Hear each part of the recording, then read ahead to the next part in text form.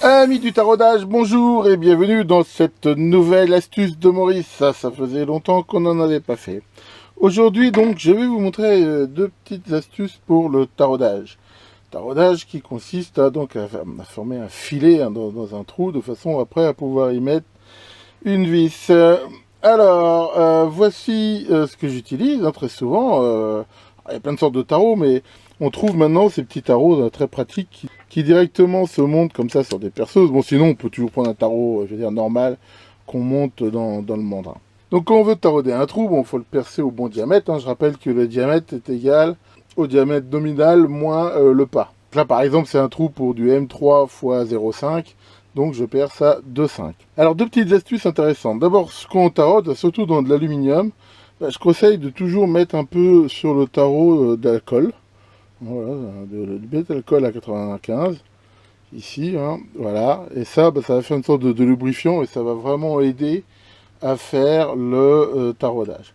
Ensuite, le gros problème qu'on veut tarauder, ça va être d'être bien dans l'axe. Parce que si on part comme ça, enfin pas bien, le problème, c'est que si le trou est pas très profond, ça fera un truc de travers, déjà c'est pas très joli. Et s'il est très profond, à un moment donné, enfin je veux dire, ça va forcément faire un problème mécanique parce que ça sera pas bien dans l'axe.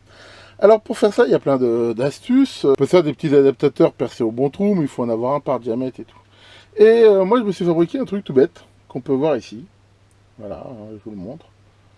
Et c'est usiné, comme on peut le voir, dans une cornière comme ça. Donc il faut, bien sûr, ici, alors moi je l'ai fait qu'une fraiseuse, mais à la limite, si on achète une cornière, on peut prendre le bout de la cornière quand elle est neuve, parce que généralement c'est bien ici perpendiculaire. Et j'ai coupé comme ça avec cette petite partie là qui permet de le tenir.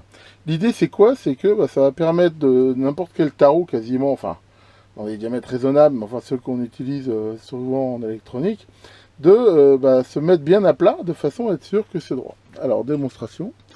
Voilà, l'idée c'est de bien le mettre comme ça de façon à être bien sûr qu'on est bien perpendiculaire. Appuyer le tarot dessus et commencer à tarauder. Et voilà.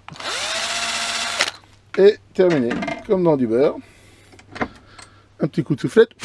Et voilà, un magnifique trou taraudé M3.